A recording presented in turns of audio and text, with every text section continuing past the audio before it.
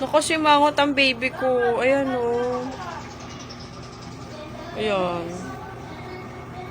Bali, ang birthday wish ko, simple lang. Mas maraming tao maging open-minded. At saka, mas maging sensitive yung mga tao dun sa nararamdaman ng iba. Kasi karamihan ng mga tao ngayon, selfish sila. Sobrang selfish. Pero, up to the point na kung makakita ka naman ng quote sa Facebook o sa ibang lugar, hindi mo naman kailangan kasi siyang sundin. Ano ba yung ibig sabihin ko doon?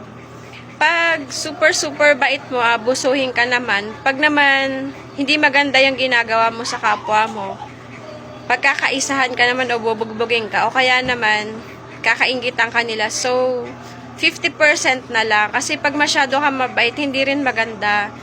Ayan. Pag-pray na lang natin yung mga taong nananakit sa atin, then wag tayong makakalimot tumawag kay Lord tsaka humingi ng tawad doon sa mga kasalanan natin. And laging magpapasalamat doon sa mga blessings na nakukuha natin.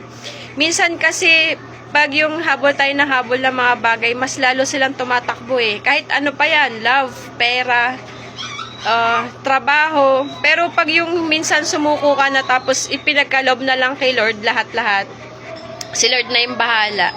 Mas lalong ibinubuhos ni Lord yung blessing na pag yung sinabi mo na, Lord, bahala ka na, ayoko na po.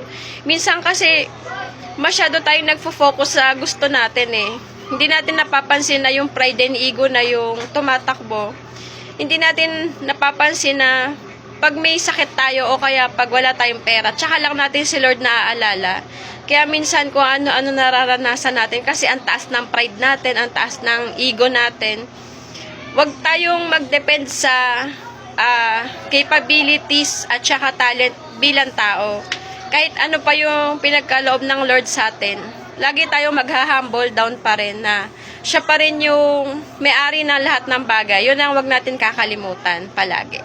Merry Christmas everyone and Happy New Year!